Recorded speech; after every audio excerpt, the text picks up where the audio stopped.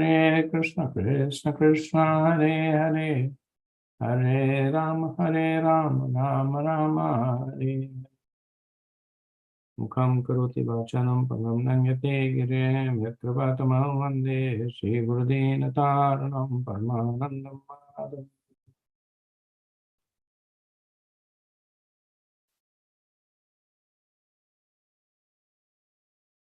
Hare Krishna, thank you for joining. So we were in the fourth canto, chapter 25. This is the description of the allegorical story of King Puranjan being told to Maharaj Prachinabai by Narad Muni. So previous set of verses actually described the beautiful woman that he meets in that city, Puranjani, future Mrs. Puranjani, but describes the different features, the different aspects of his attraction towards her. And now we will see the description of the gates and the inhabitants of the city. Essentially, how does the jiva use the body to enjoy? Okay, so verse 45.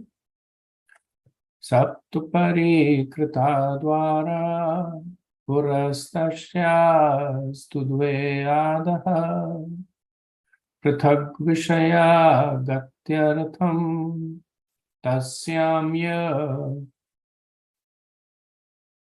kashaneshvaraha.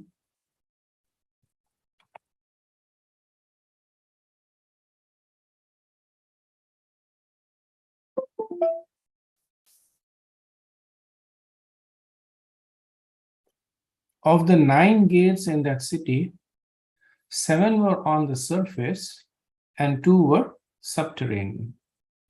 A total of 9 doors were constructed, and these led to different palaces. All the gates were used by the city's governors. So previously, Narad Muni had talked about the 3 states of Jagrat, Swapna and Shushupti, waking and sleeping and deep sleep. These verses talk about the waking state in more details. That how does the jiva use the 9 gates for various enjoyments? So it is said that in the upper part of the city, in the tower, so the tower is the head of the body, there are 7 gates. So these 7 gates are the 2 eyes, the 2 ears, the 2 nostrils, and mouth. Then in the lower part of the city were the 2 additional gates. So this, let's say, these are the subterranean gates. So this is the anus and the genitals. And then the governor or the lord of the city is Puranjan, who uses all these gates for personal satisfaction. So this verse describes the 4 Gyanendriyas, sight, sound, smell, and taste, and the 2 Karmendriyas, which is evacuation and genitals. Not mentioned here is touch, which is a Gyanendriya, and not mentioned is hand, feet, and mouth, which are Karmendriyas, because they are not orifices on the body. So remember, the talk is about the gates where something goes in or comes out, but the hand and the feet and the touch, they are not orifices.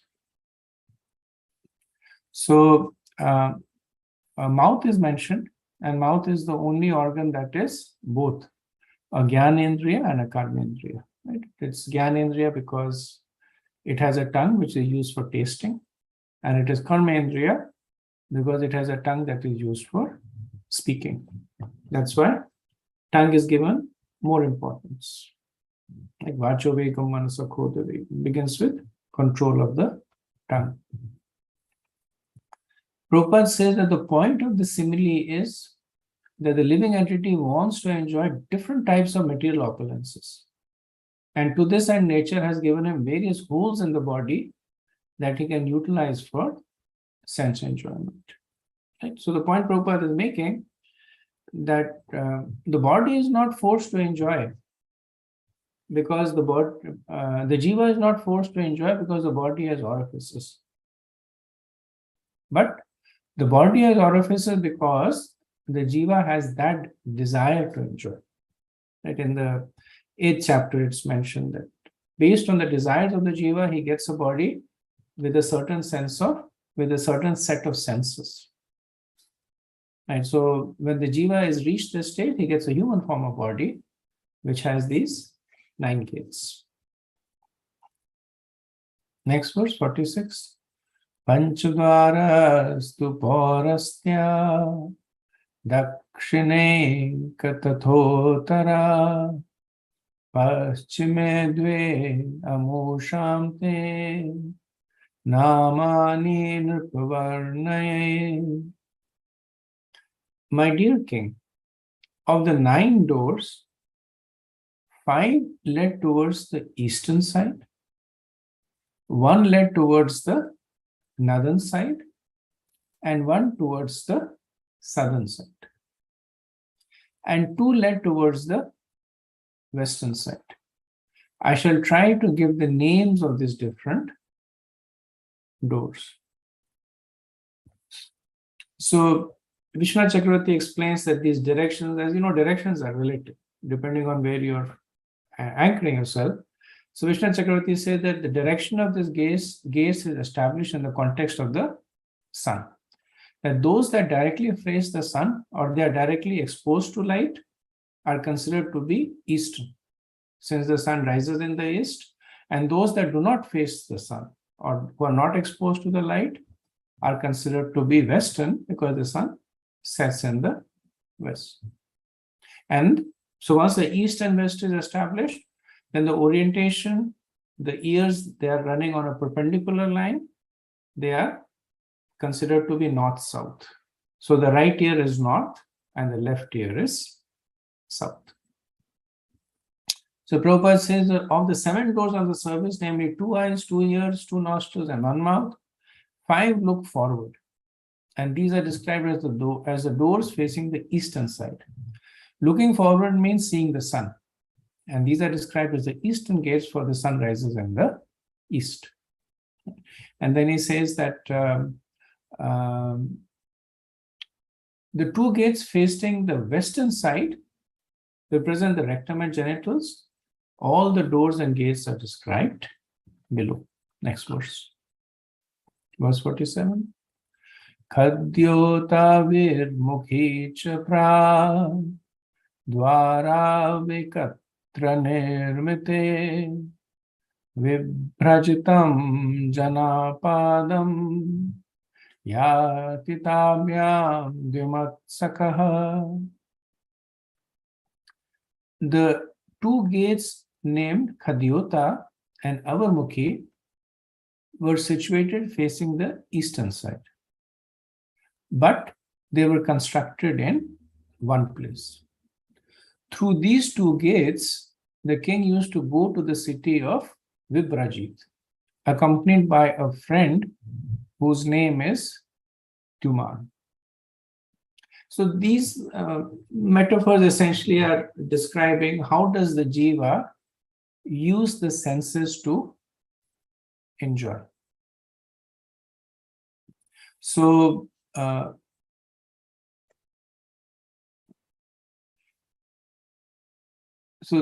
Khadyota is a firefly, Jugnu, glower, and that is considered to be the left eye.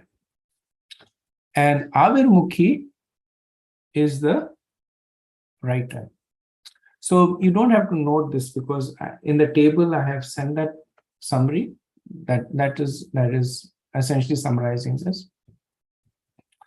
So the left eye is weaker like a firefly. And because the firefly is like, it goes on and off, it dims and strengthens. So Vishwanath Chakravarti says, as per the Shruti, Tasma Dakshe Angam Viryatram, that the limbs on the right side of the body are stronger, which is why the right eye is considered to be like a torchlight, which is steady and bright, and the left eye is considered to be like a firefly. Then through the eyes appreciate the Vibrajita. Vibrajita means form, and what enables the eye to appreciate the form? Light, which is Dhyuma. So here in the verse it is said, through these two gates, the king used to go to the city of Vibrajita. So Vibrajita essentially is the object of the senses, and accompanied by a friend, Dhyuma. So Dhyuman is essentially the tanmatra, what is enabling the sense to engage with the object. So the eye appreciates the form with the help of light.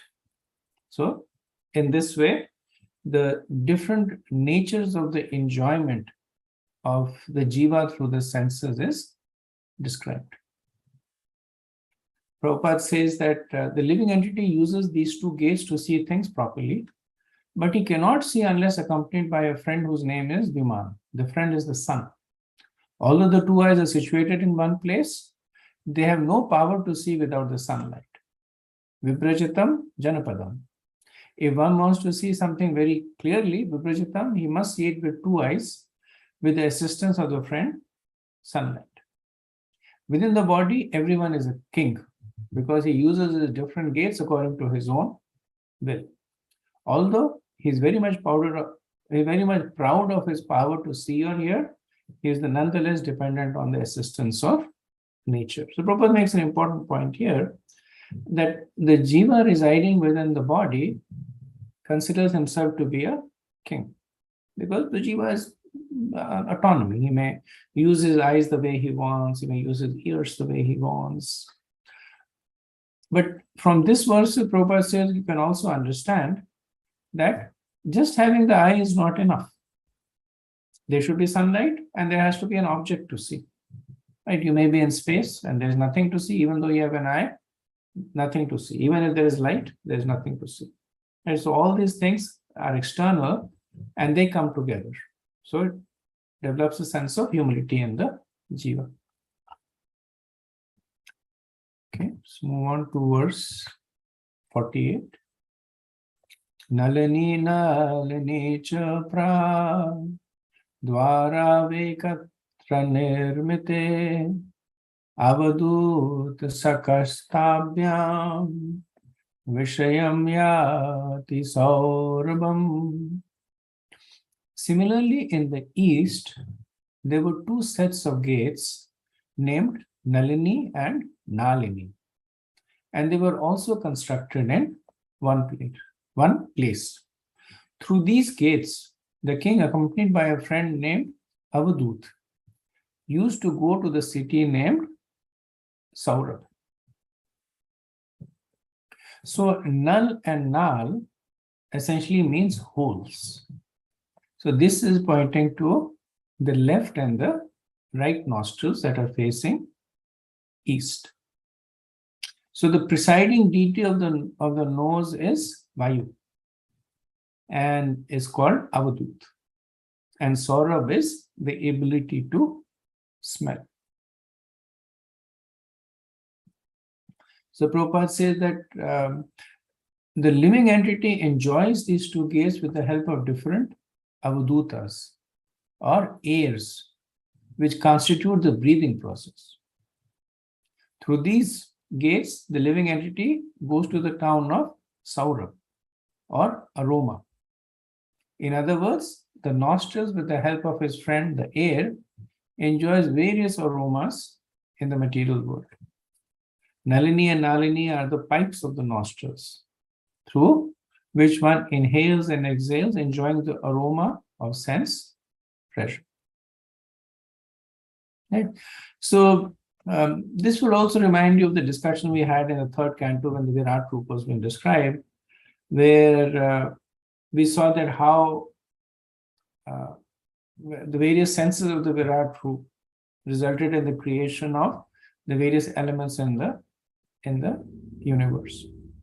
So essentially, for sense enjoyment, 5 things need to come into play. There is the gross sense organ, for example, the nose.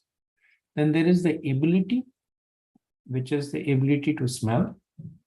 Then there is the sense object, which is earth. Then there is the tanmatra, which is fragrance. And then there is the presiding deity, which is Vayu. So here, nal and nal are the gross sense organ, the pipes, the nostrils. Saurabh is the tanmatra, which is the fragrance. And Avadut is the presiding deity, which is Vayu. Right? So the jiva using the senses, enjoys the object of the senses with the help of the presiding deity of that sense. Okay, moving on to verse 49. Mukhyanam purastadvas tayapan bahudano vishayo yati purara rasagya vipananvitaha. The 5th gate, situated on the eastern side, was named Mukhya, or the chief. Through this gate, accompanied by his friends named Rasagya and Vipan, he used to visit 2 places called Bahudan and Apa. So Mukhya, as you can guess, refers to the mouth. And it's called the chief because it gives life to everything else. Through the mouth you eat and it nourishes the body. Someone can say even the nose, if you can't breathe, you die. But another reason mouth is called Mukhya is because it is both a Gyan Indriya and a Karma Indriya. It is used for eating as well as speaking. So by this one gate, the king went to 2 places. Right? So by each of the other gates, the king was visiting only 1 place. So that's another reason this gate is considered superior. And Bahudan, what was he using it for? Bahudan. Bahudan is eating, and Apan. Apan is speaking. And who were accompanying it? That Rasagya. Rasagya is the tongue, since it tastes the flavors, and Vipan is the voice.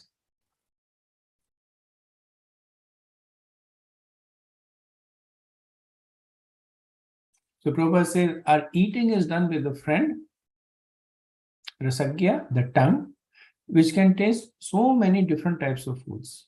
The tongue is also used for speaking, and it can speak of either material enjoyment or Vedic knowledge. Of course, here material enjoyment is stress. Therefore, the word Rasagya is used.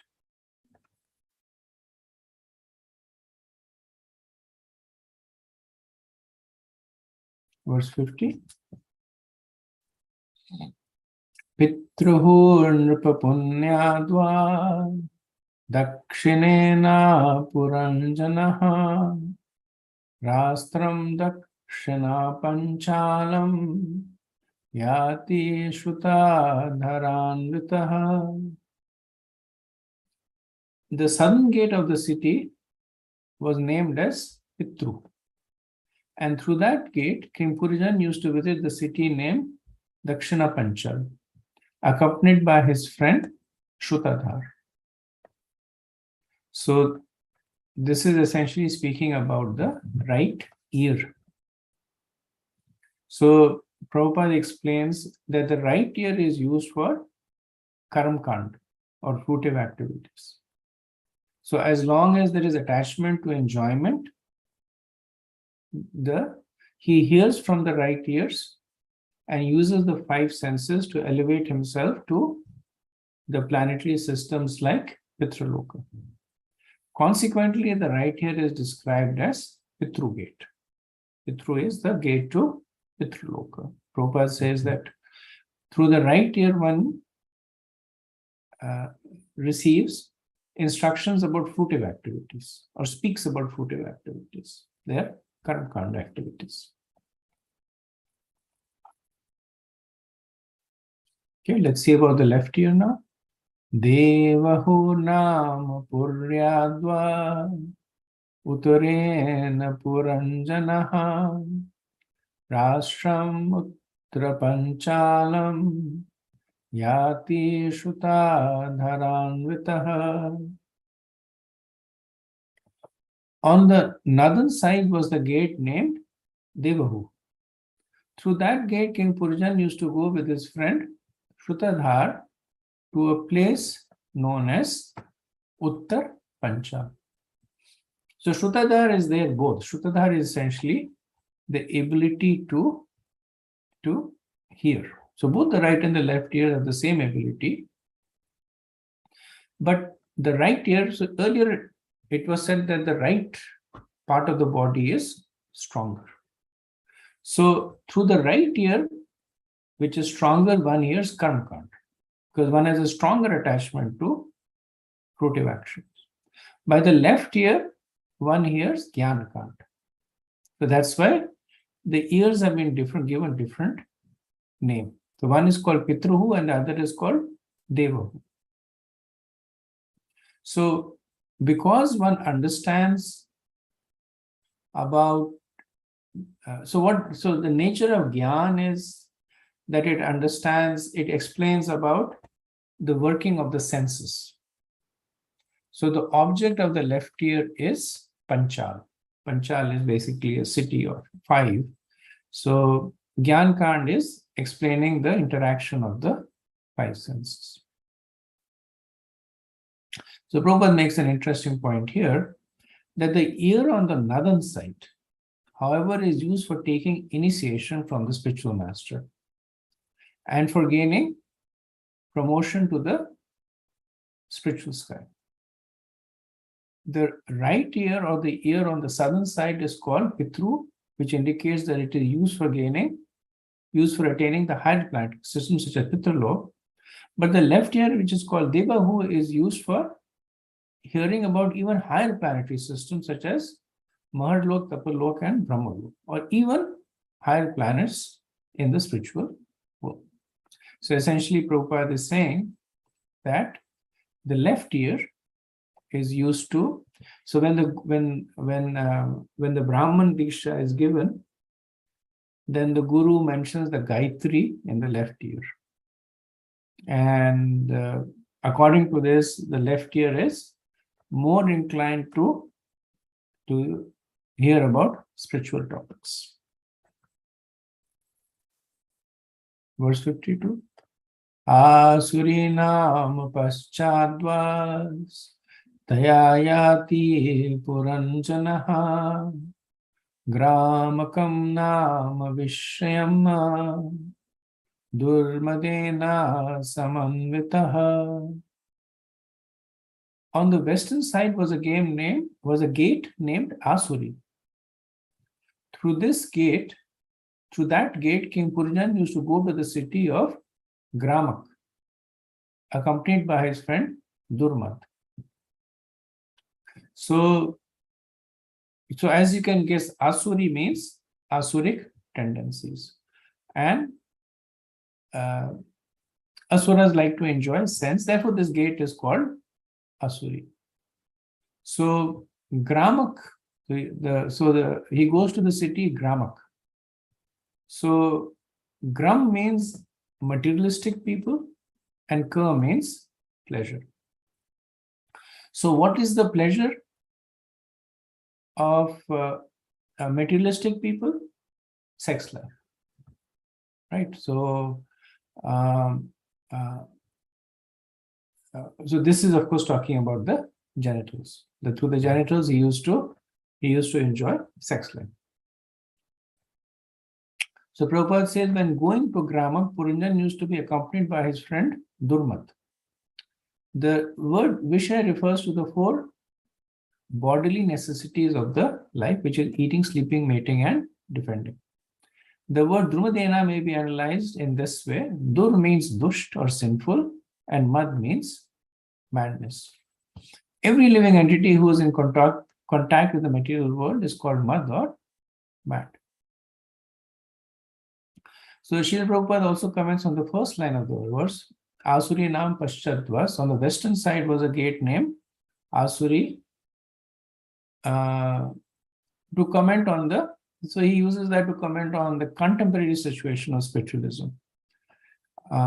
So as we see, Prabhupada sometimes draws preaching points from the verse. So he makes this distinction between the east and the west. He says people in the west are more likely or more inclined for material enjoyment. So Prabhupada says the word Asuri Nam Paschadva is significant in another sense. The sunrise is first visible from the eastern side, the Bay of Bengal, and gradually it progressed towards the west. It is practically experienced that people in the west are more addicted to sense gratification. Mahaprabhu himself certifies, Paschimera Loka Sabha Mooda Anachar. Adi Leela 1089. The more one goes to the western side, the more he will find people disinterested in spiritual life. He will find them behaving against the Vedic standards. Because of this, people living in the West are more addicted to sense gratification. In this Bhagavatam, it is confirmed, Asuri Nam Paschatva. In other words, the population on the western side is interested in an Asuric civilization that is materialistic. Lord Chaitanya consequently wanted Krishna conscious movement to be preached on the western side, so that the people addicted to sense gratification might be benefited by his teaching.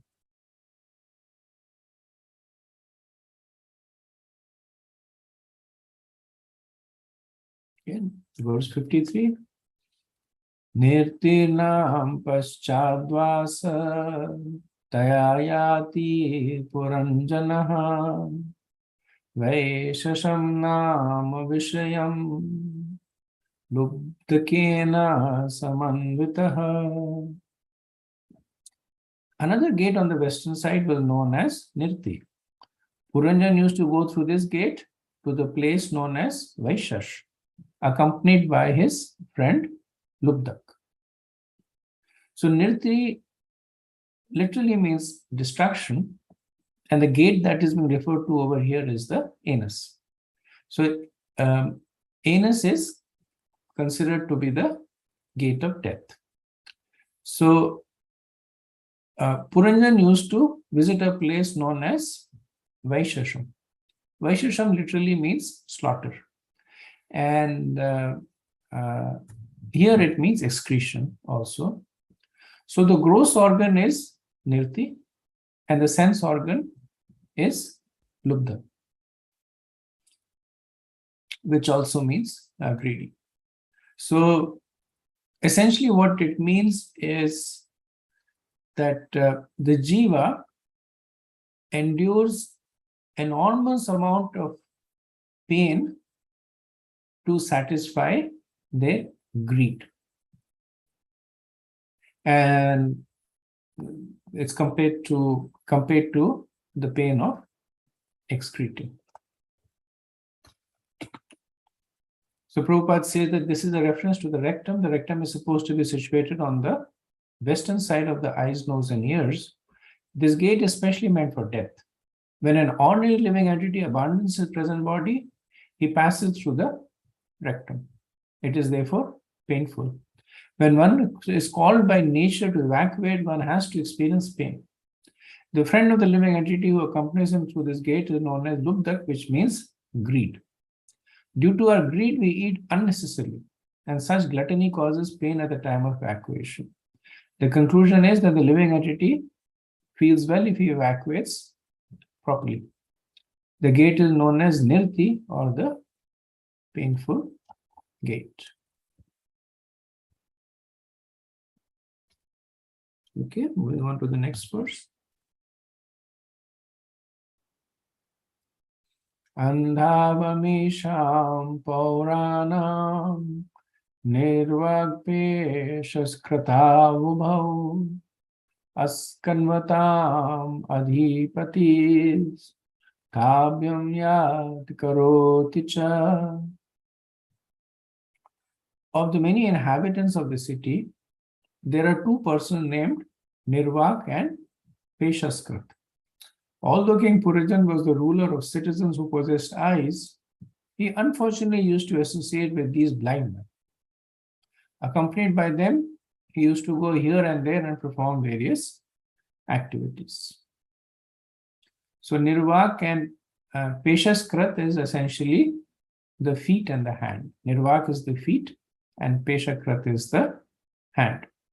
So they're called blind because there are no openings in them.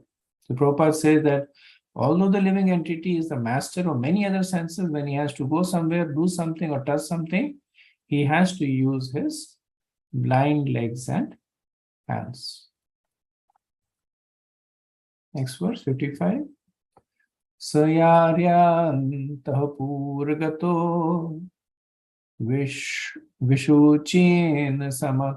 samanvitaha moham prasadam harsham va yati jaya majodbhavam. Sometimes he used to go to his private home with one of his chief servants, the mind, who was named Vishuchi. At that time, illusion, satisfaction, and happiness used to be produced from his wife and children. So, Sayari Antapura Gato. So, Antapura is the heart.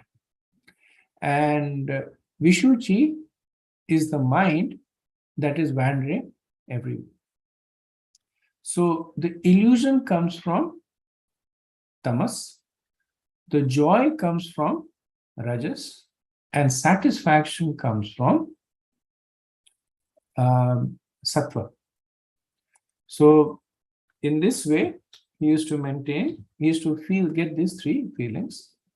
So Puranjani, so his wife is intelligence, and the children are the objects of intelligence. So what are the objects of intelligence? Vishwanath Chakravarti says they are like generalizing, particularizing, ascertaining, and realizing. So Srila Prabhupada, this is a little abstract. Srila Prabhupada explains how all this interact with one another. Prabhupada says that according to the Vedic conclusion, one's self is situated within the heart. That is the Antapura. As stated in Vedic language, Hridaya Ayam Atma Pratishta. The self is situated within the heart. In the material condition, however, the spirit soul is covered by the material qualities, namely goodness, passion, and ignorance, goodness, passion, and darkness. And within the heart, these three qualities react. For instance, when one is in goodness, he feels happiness and passion, he feels satisfaction through material enjoyment, and in darkness, he feels bewilderment. All these activities are of the mind and the function on the platform of thinking, feeling, and willing. So when Vishwanath Chakravarti says generalizing, particularizing, ascertaining, and realizing, he's essentially talking about the activities of thinking, feeling, and willing. Now, here it is said that he used to go with his chief servant, the mind. So there is a distinction we made between mind and intelligence. Like Puranjani, his wife is intelligence, and mind is Vishuchi, his servant. So the nature of the mind is that it is passive. It simply records. It is connected with the senses, and whatever the sense captures, the mind records. The nature of the intelligence is that it discriminates. It looks at whatever the mind has recorded and then makes a decision on that. So this verse is essentially describing the essence of material existence. So what does the verse say? That the jiva, which is Puranjan, visits his private home. Private home is introspection, the core of existence. Right? Now, here, the mind replays the past sources of pleasurable and miserable experiences. Right? So this is the action of the chief servant. It basically simply replaces both good and bad. Now, what does the jiva do? Using his intelligence, which is Puranjani, he goes through the various stages of thinking, feeling, and willing, which is the children of intelligence. And thus, he experiences the results of the material modes, which is satisfaction, pleasure, or illusion. Right? So this essentially is describing the interaction of the jiva in the city of 9 gates with the senses. What happens? So far all this was that he's going here with this person, he's enjoying there. But at the end of the day, all this is coming down to what the jiva is experiencing inwards. The senses are pointing outwards. They're engaging with the sense objects, but then ultimately, it is the mind that is recording the experience. It is the intelligence that produces the thinking, feeling, and willing. And then he experiences the results of the material modes, which is satisfaction in sattva, pleasure in rajas, and illusion in tamas. That's how King Puranjan is operating the city of 9 gates. Okay, so this is the end of the description of the city of 9 gates. The next section is the interaction between Puranjan and his wife. So I can pause over here and see if there's any discussion.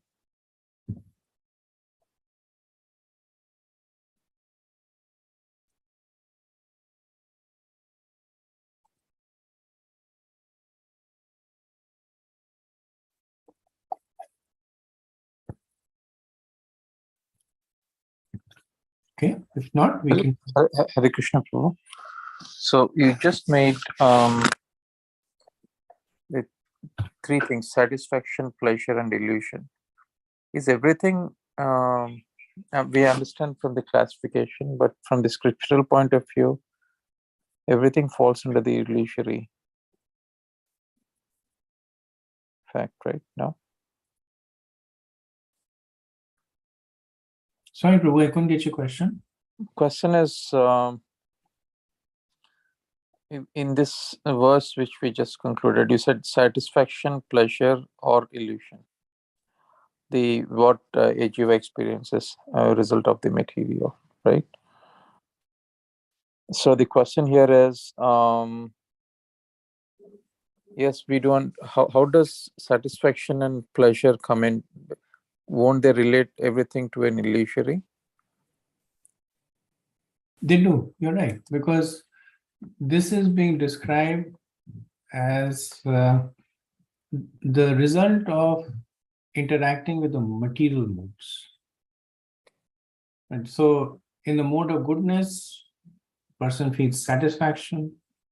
In the mode of passion, person feels pleasure at achieving something. In tamas illusion. This is not a spiritual component. This is essentially the interaction of the jiva with the modes. Yeah, so they have the material quality of whatever material qualities we know, that they are temporary, they're flickering, they don't give real pleasure. But the context here is material. Ultimately, it's material satisfaction that their jiva experiences. Okay? Okay. Hare Krishna, Prabhu. One follow-up question. It is also understood, no, when the soul leaves the body, so there's different gates. they attain a different destination, It doesn't say different destination. I haven't read that, but yes, generally, when the soul passes through the higher chakras, it's considered to be more exalted passing. Like in the 6th chapter, it is mentioned that the yogi, he forces the soul to go through the crown chakra, right? And then the soul goes to Brahman. Then the soul leaving through the eyes or the mouth is considered to be more auspicious. But based on what Prabhupada says, that most of the time, at the time of death, the person passes stool and urine, and indicates that's the departure of the soul. That refers to a more inauspicious destination. I haven't read anywhere where it correlates it specifically. There's a general classification, does not correlate specifically that this means this particular destination.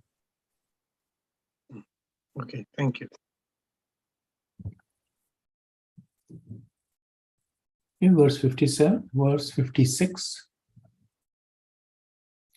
Evam krama susamsaktaha kamatma vanchito buddha mahishiya dhyadiheta tat evan vavartataha.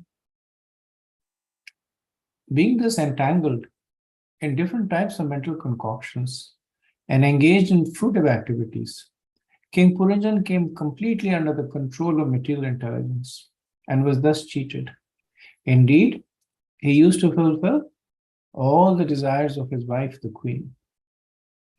So in 7 verses, we will see how the jiva comes under the control of the material intelligence. And here in the allegory, how Puranjan comes under the control of his wife. So we also notice here that Narad Muni is breaking the metaphor slightly over here. So he was speaking metaphorically about Puranjan and his wife, and then what he says over here, that King Puranjan came completely under the control of material intelligence. So Puranjani represents material intelligence, but the allegory is that the king came under the control of the queen. But Narad Muni is saying that king came under the control of material intelligence. Another way of reading it also is, so it says Abuddha Mahishi. So Abuddha Mahishi can also mean came under the control of the less intelligent queen. So that does not break the metaphor. It still says that it means that symbolically it means that the highly intelligent jiva comes under the control of the less intelligent material intelligence. So what does he do? He follows the dictates of his contaminate intelligence. And what is the result of it? That he is characterized as lusty, cheated, and foolish. As one who is attached to fruitive activities. So thus he is cheated. Cheated means that he is cheated of the real purpose of the human form of life. So Prabhupada writes that within the heart, the mind is acting, thinking, feeling, and willing, and falling under control of one's wife is the same as falling under the control of material intelligence. Thus, one begets children by his wife and becomes entangled in so many activities under the control of mental concoctions. Right? So we see Prabhupada again, mixed metaphors over here, that he's commenting on the external story also, that when a man falls under the control of his wife, then the result is that he begets many children and gets caught up in the activities of the householder life. So Prabhupada comments that a man controlled by a woman is not considered to be advanced. And then he says, yet one is recommended to be controlled by his wife to have a peaceful life. Because if one does not agree to be controlled by the wife, then it results in either divorce or separation. So Prabhupada says that various Shastras advise that for material convenience, one should keep his wife always satisfied by giving her ornaments and by following her instructions. Right? So Prabhupada here is going to a little bit in a different realm, right? Even when he was commenting on the external story, he was commenting on it from the spiritual perspective. Now he's commenting on it from a social perspective. That if a man is married, then he should keep his wife happy, and that way there is no trouble in family life. Therefore, for one's own social benefit, one is advised to keep his wife satisfied. In this way, when one becomes the servant of his wife, he must act according to the desires of his wife. Thus, one becomes more and more entangled. In Bengal, it is said that if one becomes an obedient servant of his life, he loses all reputation. I'm guessing this is some Bengali proverb. However, the difficulty is that unless one becomes a most obedient servant of his wife, family life becomes disturbed. In the Western countries, this disturbance gives rise to the divorce law. And in the Eastern countries, like India, there is separation. So this is Prabhupada writing in the probably in the 70s. So at that time, divorce was fairly or mostly unknown in India. So that's why he says that in West there is divorce, in India there is separation. Things have changed. Things have changed now. But Prabhupada kind of comments on a smorgasbord of things. Right? He says that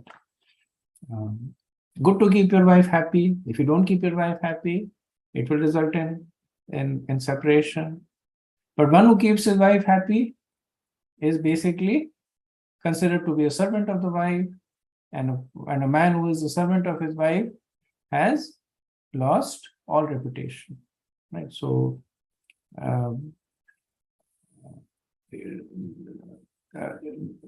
it just gives forth the difficulty of material life. Prabhupada does not bring forth directly, but just gives forth how material life is difficult. You do one thing, the other thing does not happen. You do the other thing, this thing will. You keep your wife unhappy, separation. Keep your wife happy, people will consider you to be without reputation. So best is to aspire for spiritual happiness. Okay, so next is actually 5 verses, and the verses are similar. Essentially, what they say is that King Puranjan did whatever his wife did. Right. So it's just a poetic metaphor to emphasize the point over and over again. Kvachit pibantayam pibati madiram madave laha ashantyam kvachit dashnati jakshatyam sahajakshiti kvachit gayati gayantam rudatyam rudati kvachit dharshayantam hasati jalpantayam manujalpati kvachit dhavati dhavantyam tishantyam manuteshtati anushetha shayanayam anvasate kvachidasatem kvachit shnoti shanvatyam pashyantyam anupashyati Kvachit jigrati jigrantyam sparshantyam sparshati kvachit kvachit cha sochatim jayam anusochati dinavad anuharshati harshantyam muditam anumodati. When the queen drank liquor, King Puranjan also engaged in drinking. When the queen dined, he used to dine with her. And when she chewed, King Puranjan used to chew along with her. When the queen sang, he also sang. Similarly, when the queen cried, he also cried. And when the queen laughed, he also laughed. When the queen talked loosely, he also talked loosely. And when the queen walked, the king walked behind her. When the queen would stand still, the king would also stand still. And when the queen would lie down in bed, he would also follow and lie down with her. When the queen sat, he would also sit. And when the queen heard something, he would follow her to hear the same thing. When the queen saw something, the king would also look at it. And when the queen smelled something, the king would follow her to smell the same thing. When the queen touched something, the king would also touch it. And when the dear queen was lamenting, the poor king also had to follow her in lamentation. In this way, when the queen felt enjoyment, he also enjoyed. And when the queen was satisfied, the king also felt satisfaction. So as I mentioned, it's slightly humorous. I found it a little humorous, but essentially the main point is that the king was completely obedient to his wife, or the jiva completely follows the dictates of the material intelligence. And if you look at the activities, they describe the activities performed by the 10 senses, right? Whether it is eating or smelling or touching or walking or sitting, and also talks about the subtle senses, which is happiness and sorrow. So essentially, by his own free will, the jiva places himself completely under the control of the material intelligence. And thus, he appears completely controlled by it. And that's why Narad Muni speaks the 6 verses to repetition through emphasis, that the focus in the verse is that the king was doing it. The queen never forced the king to do it. So on his own, the king was doing whatever the queen was doing. But the result was, it appeared that he was completely under the control of the queen.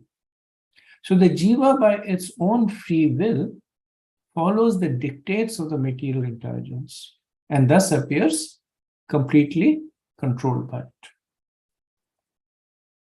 Now, Prabhupada in the purport says that it does not have to be like that. And then he gives the example of Maharaj Ambarish, who used all his senses for the service of the Lord. He did not follow the material intelligence, but used his spiritual intelligence to engage the senses. Okay, next verse, 62.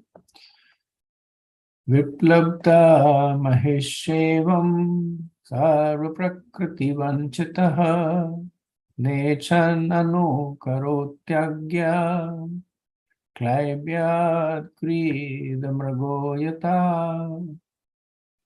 In this way, King Puranjan was captivated by his nice wife and was thus cheated. Indeed, he became cheated in his whole existence in the material world. Even against that poor, foolish king's desire, he remained under the control of his wife. Just like a pet animal that dances according to the order of its master. So it's interesting to note the difference between the previous verse and this verse. So the previous verse showed how the king voluntarily followed his wife in all activities. This verse indicates that he did it against his desire, naiccha, and he did not want to do it. So how do we reconcile the two? That the original desire of the jiva is to serve Krishna. In the conditioned state, the jiva follows the dictates of the material intelligence. Now, while he is following the dictates of the material intelligence by his own free will, the reality is that it is against his intrinsic nature.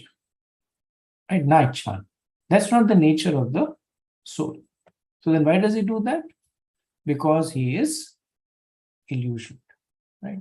So the sequence is that under illusion, the jiva gives control to material intelligence. So the word vipralabdha in the verse, so we means specifically and pralabdha means obtained. So just to satisfy his perverted desires, the king got the queen. Or in other words, just to satisfy the materialistic desires, the jiva gets material intelligence. Now, having obtained this material intelligence, the jiva is forced to act in a certain way, which is against its intrinsic nature, and thus he is cheated. He is cheated because he gave his control hoping to get happiness, but instead he receives only misery. So we see that how by these two verses, Narada Muni is also talking about the nature of the fall down of the jiva. Okay, so this is the end of the 25th chapter, and I'll pause here for any discussion, and then after that I can summarize the chapter, and then we can probably start on the 26th chapter because we will have some time. But before that, I wanted to see if there is any questions about what we discussed now or about the chapter in general.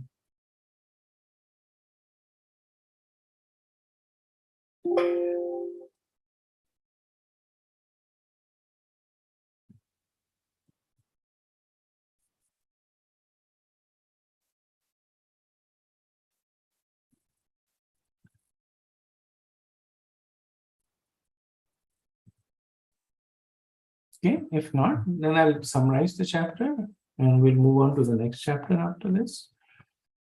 So the 25th chapter is a description of the characteristics of King Puranjan. It starts off with talking about Narad Muni's mercy on Prachina Barishat. Right, and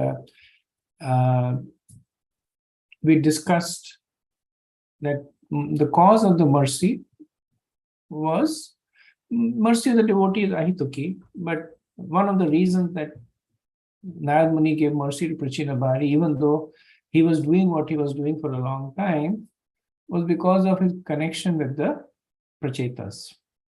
Narad Muni had seen that how his sons were on the way to become pure devotees. Narad Muni also remembered his connection with Prithu Maharaj, Dhruva Maharaj. So, descending from exalted Vaishnavas and being the father of Vaishnavas attracted the mercy of Narad Muni. And Narad Muni narrates the story of Puranjan. So we discussed the reason he discussed the story is as an easy way to get the message. Because especially people who are very materialistic have a high ego. So if you go to them and tell them that whatever you're doing is wrong, then they will close their ears. their hearts will also be closed. They will not listen to you anymore. So instead of directly going and preaching, Narad Muni is speaking in terms of an allegorical story. The advantage of the allegorical story is that a person can hear it without feeling that he is being judged. Right? When you hear a story, we see that there's a discussion between Yayati and Devyani. And Yayati had strong desires for material enjoyment, so much so that he took youth from his son for 100 years. He was cursed by Shukracharya to lose it. So he took youth from his son just to enjoy with Devyani. And then it said that he enjoyed to the fullest of his senses. And then after that, he sits and talks to Devyani about the story of a goat. That there is a he-goat and there is a she-goat. And the he-goat was very much attracted to the she-goat, and they had baby goats, and after a lot of... So Devyani, of course, understands what he's saying, but she's also laughing as he tells the story. And then she gets the message. It was for him and for her also. So that's why Narad Muni uses this preaching technique of allegory. Prabhupada uses analogies very expertly in order to make a point. So then we see there is a description of Puranjani, of the nature of material intelligence. And she had 11 attendants. One of them is the mind, the 10 senses. Each of them had number of wives, which are the sense objects. Then she had a serpent in front of her, which is essentially Pran. And then she lived in the city of 9 gates. And Puranjan comes, and there is the interaction between the king and the future queen. He tries to seduce her by talking about how good he is, and she accepts his overtures by glorifying his qualities and their compatibility. So essentially, this is the interaction between the jiva and the intelligence. That what is it that the material intelligence gives to jiva? The ability to enjoy away from Krishna. So along with the material intelligence are the senses, the desires, the sense objects. So all this come along with the city of 9 gates, which is the media through which, and so all this is being offered to Puranjan by the queen. And what is it that the jiva offers to material intelligence? Sentience. Because at the end of the day, the material intelligence is jad. Like Mahaprabhu says that there are only 2 beings in the universe. In the material universe, there are only 2 beings. There is the jiva and there is the name of Krishna. Right? So Puranjan is described as a great hero. And he himself says, because the jiva is indeed great that way. So the material intelligence needs the sentience to be activated. We talked about the analogy of a car. The car may have all the features. It can go fast and it is comfortable and it has acceleration, but it needs a driver. Without that, it is just a lump of metal. So that's why the car is attracting the buyer, and the buyer is looking for the car to enjoy. So in this way, there is, in a negative sense, synergy. Okay. Then there is a description of following the entrance of the king in the city of 9 gates. There is a description of the gates that the king used to use the different gates to enjoy differently. Or the jiva inhabiting in the city uses the different senses to enjoy. And towards the end, we saw that how Puranjan is completely captivated by his wife, or how the jiva is completely overwhelmed or covered by material intelligence. Whatever the material intelligence asks the jiva to do, the jiva does. Stand, stand, sit, sit, lie down, lie down, eat, eat, right? So they become so closely aligned to one another, difficult to make the distinction even for the jiva. Okay, so that ends the 25th chapter. It's a slightly long chapter with 62 verses. And we will move on to the 26th chapter. So the 26th chapter is titled King Puranjan Goes to the Forest to Hunt, and his queen becomes angry. So 26th and 27th chapters are short chapters. 26th chapter has only 26 verses. 27th chapter, I believe, has 30 verses. And then 28th is a very, very long chapter.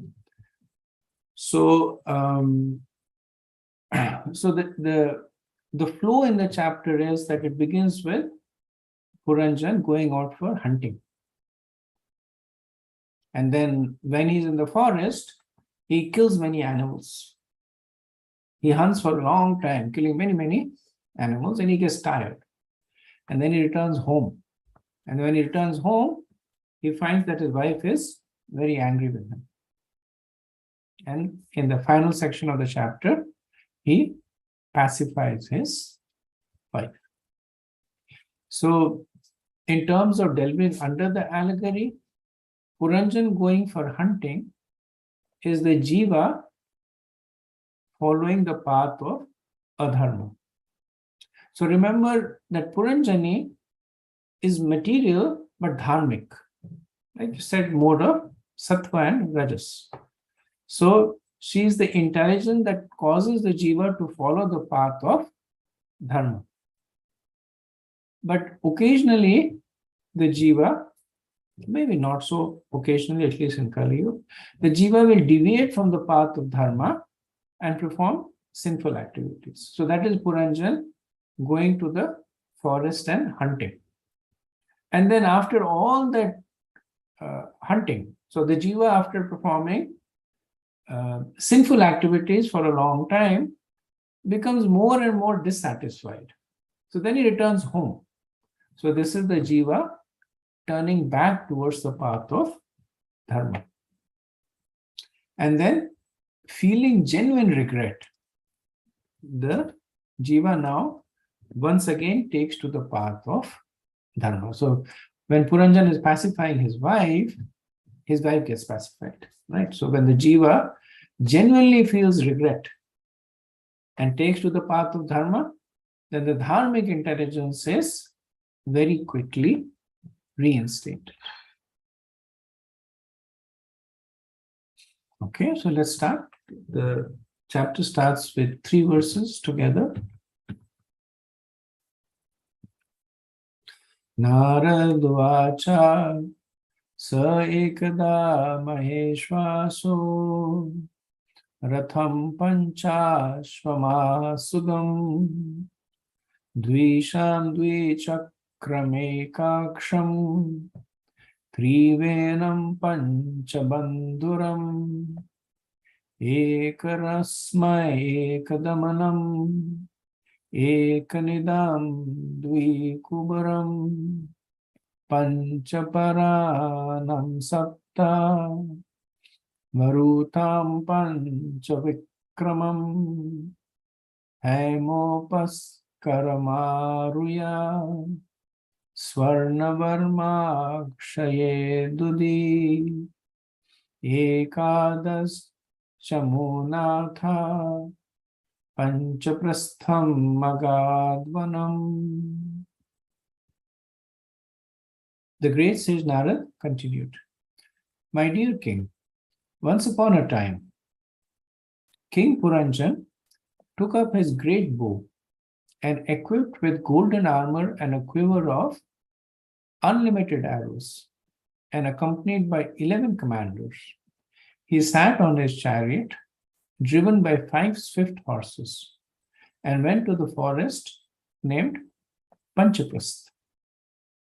He took with him in that chariot 2 explosive arrows. The chariot itself was situated on 2 wheels and 1 revolving axle. On the chariot were 3 flags, 1 rein, 1 chariot driver, 1 sitting place, 2 poles to which the harness was fixed, 5 weapons, and 7 coverings. The chariot moved in 5 different styles, and 5 obstacles lay before it. All the decoration of the chariot were made of gold. So Prabhupada notes in this that so this verse is essentially talking about the king sitting in the chariot going out to hunt animals, and essentially induced by tamogun, by the mode of ignorance. So Prabhupada notes that even if it is recommended in the scriptures, animal sacrifice should be considered to be in tamogun. So it may not be sinful if one does it as per the scriptures, but nevertheless, it's in the mode of ignorance. Okay. So back to the verse. So these 3 verses, as you would have probably guessed, is describing the material body of the living entity.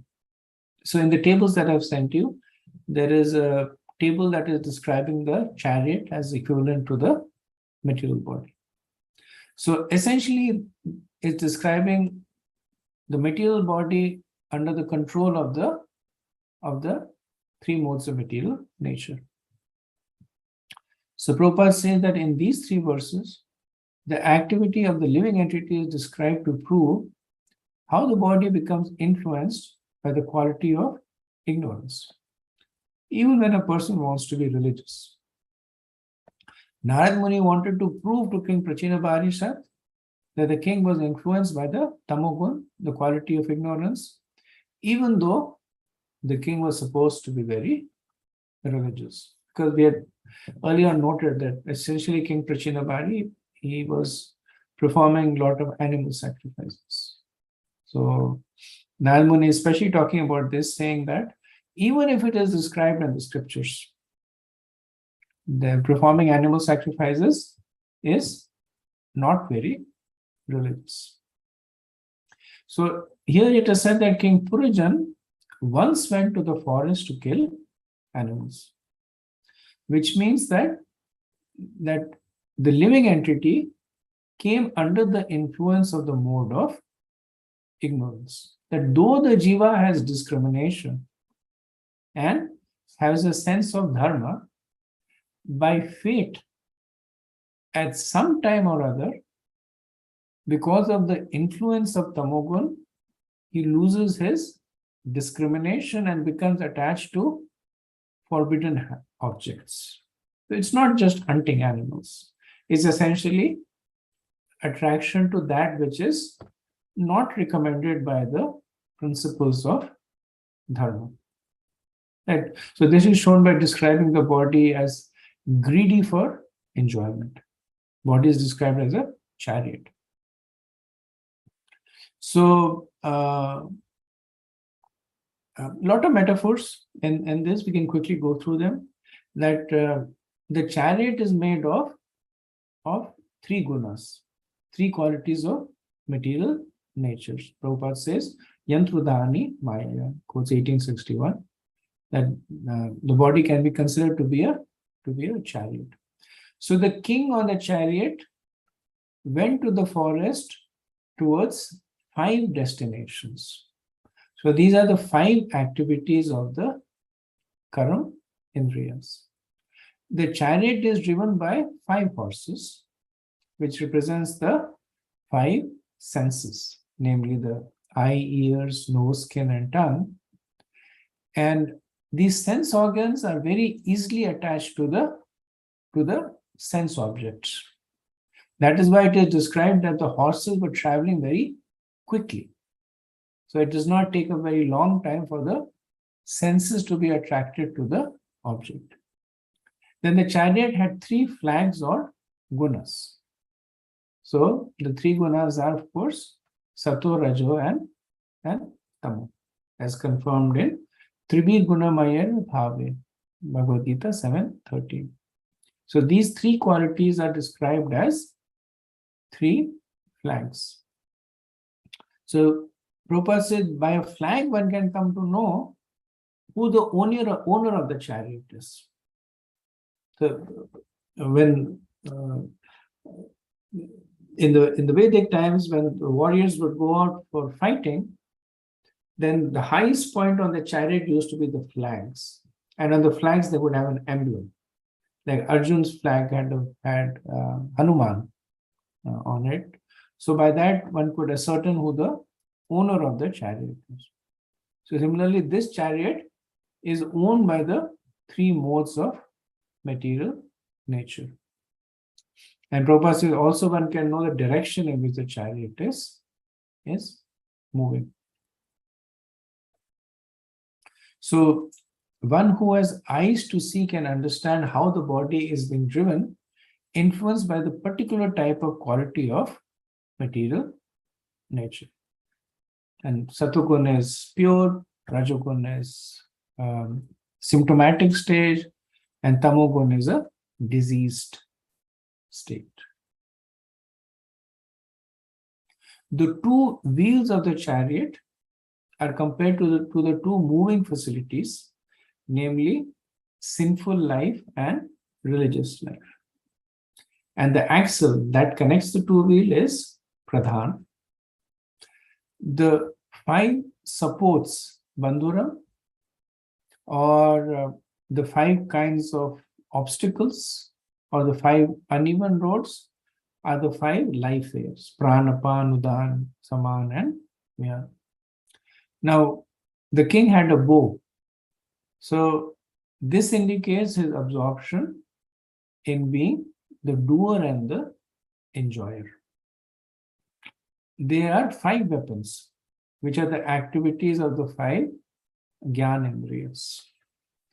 On the chariot, the king kept 2 shafts or explosive weapons, which are ego and possessiveness.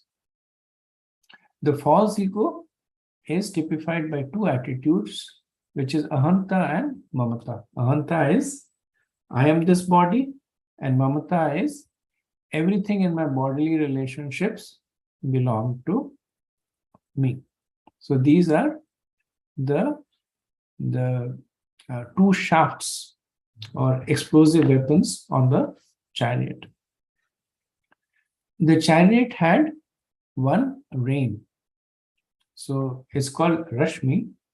So Rashmi means rope, and this indicates the mind. Then the chariot had 1 driver, which is intelligence. There is 1 seat, which is the heart.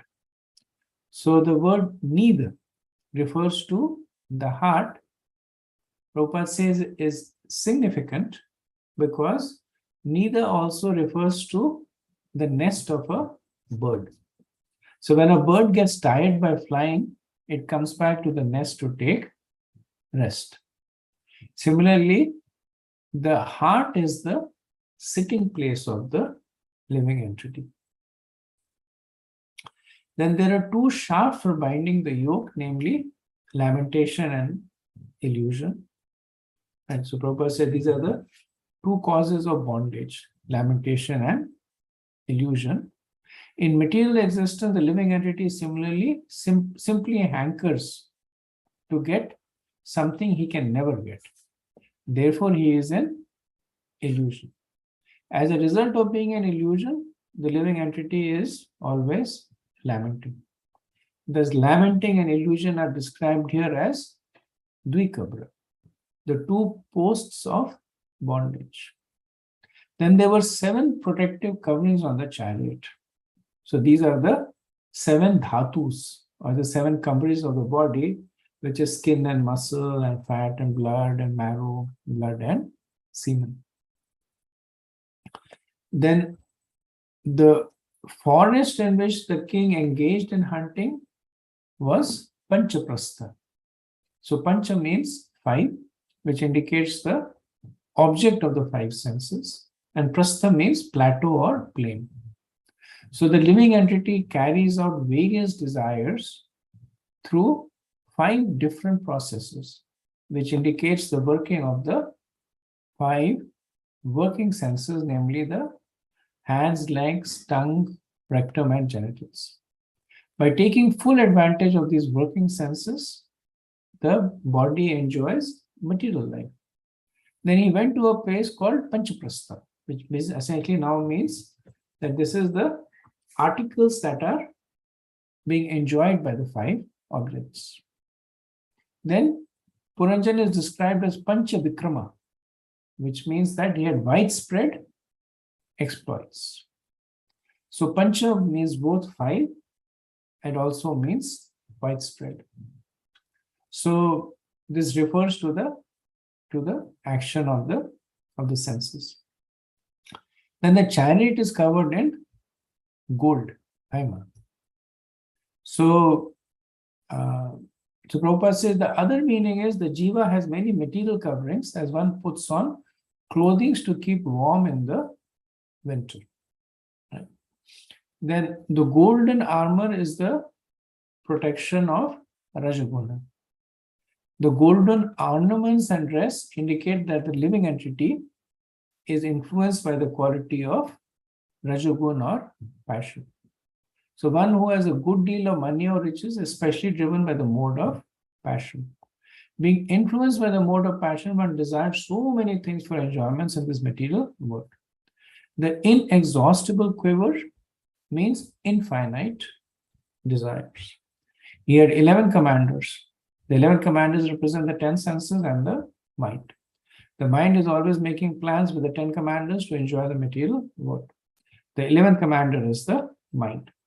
The mind is called the reins because the desires of impressions, but is called the commander because of its power to make decisions. Okay, so like I mentioned, it's a kind of a complicated set of metaphors.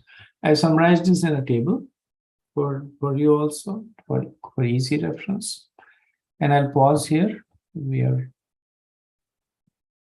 kind of out of time. A few 5 minutes for any discussion.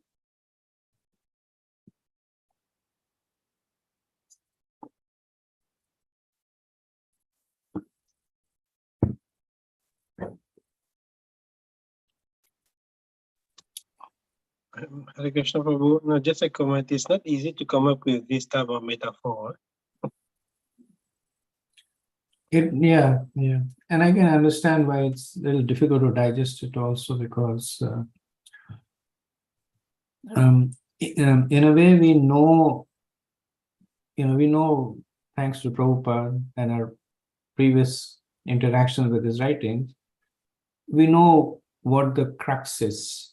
Essentially talking about how the jiva in the embodied body uses the senses to enjoy.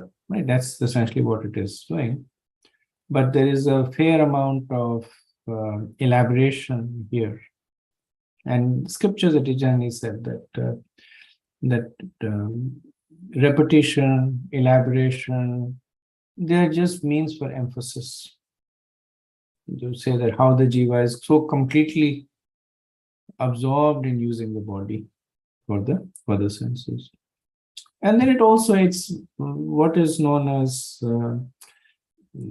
mental gymnastics. Some people, they get attracted by this, right? They'll try and understand the metaphors and establish. So that way they get attracted to Bhagavatam. So it serves that purpose also. Yeah, like in the Bhagavad Gita, we have a simple, okay, now it's simple compared to this one. The 5 horses, the chariot, the rain, the soul sitting at the back. This one is like way out. It is. So in the 28th chapter, actually the metaphor is explained, and even the explanations are complicated. So that's why we are very grateful to Prabhupada that he keeps explaining as it goes through. Because there are so many metaphors that have come as part of this allegory, and then Nad Muni, in one go, he explains all of them. So really speaking, if that was the way, then we would have to keep going back and say, oh, he meant this over there, he has this over there. But Srila Prabhupada very kindly keeps us elaborating on the metaphors. So even though that chapter is a long chapter, I expect to go through it rather quickly because we've already gone through the underlying explanations. Yeah, thank you, Prabhu.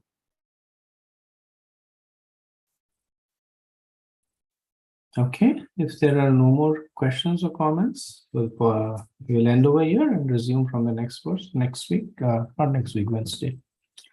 Vanchikalpata rubhyascha kripa sindhubhya eva cha patitanam pavanebhyo vaishnavebhyo namo namaha. Anantapuri Vaishnavinda ki jai.